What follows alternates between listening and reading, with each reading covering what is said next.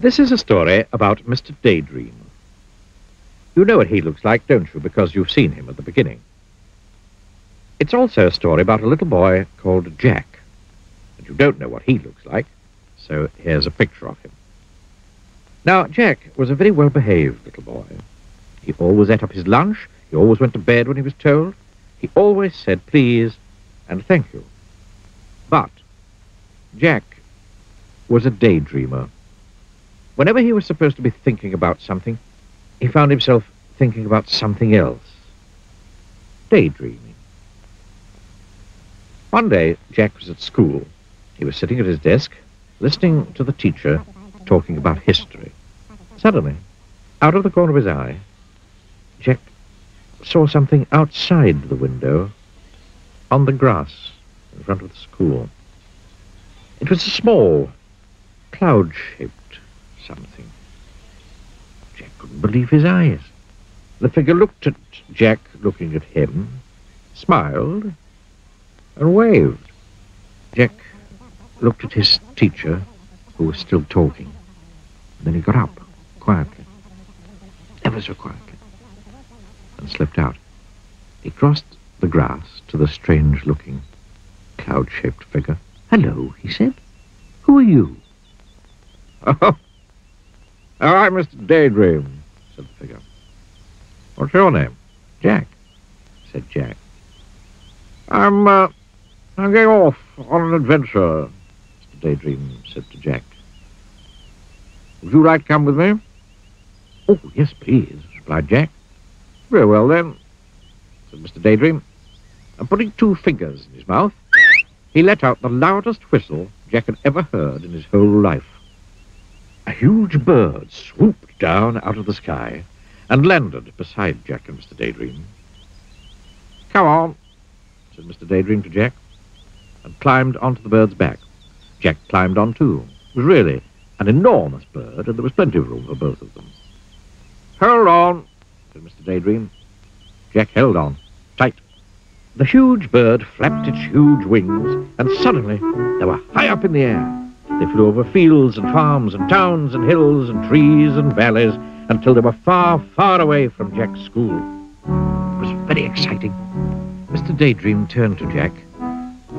"How would you like to go to Africa?" he shouted. They were traveling so fast now that Jack just nodded his head and held on even tighter. And suddenly, it seemed in no time at all, there below them was Africa. The bird landed in a jungle clearing. Jack and Mr. Daydream climbed off the bird's back. It was very hot. "Come on," said Mr. Daydream to Jack. "Let's go and explore." So off they set, pushing their way through the jungle. Suddenly, in the middle of a clearing, they saw an elephant. "Hello, Mr. Daydream," trumpeted the elephant down its trunk. "Would you like a lift?" "Yes, please," replied Mr. Daydream. And the elephant reached out its trunk, picked him up, and then put him on his back.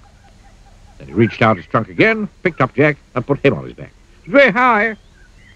The elephant carried them through the jungle until they came to a river. Then he set them down on the ground, said "Bye-bye," and went off into the jungle. "How are we going to cross the river?" Jack asked Mr. Daydream. "Perhaps I can be of assistance," said a particularly oily voice coming up from the river.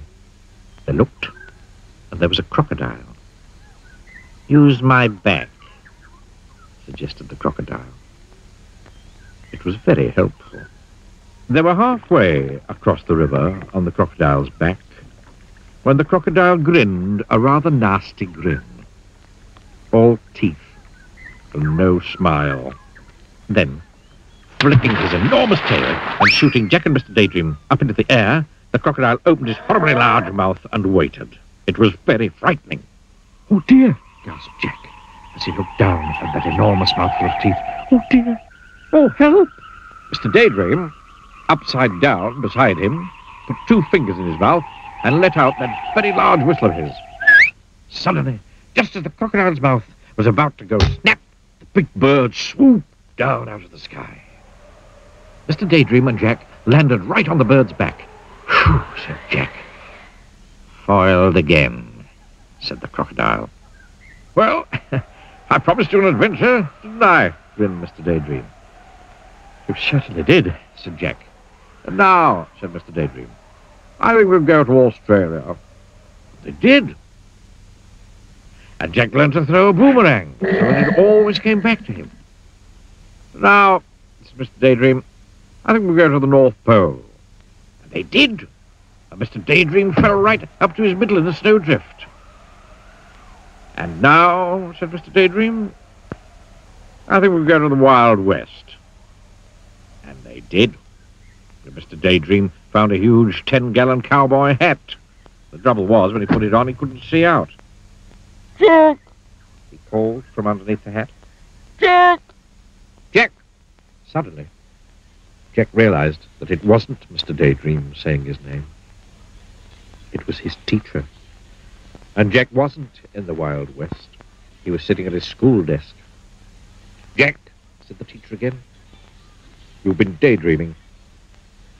It was true. He had. Or had he?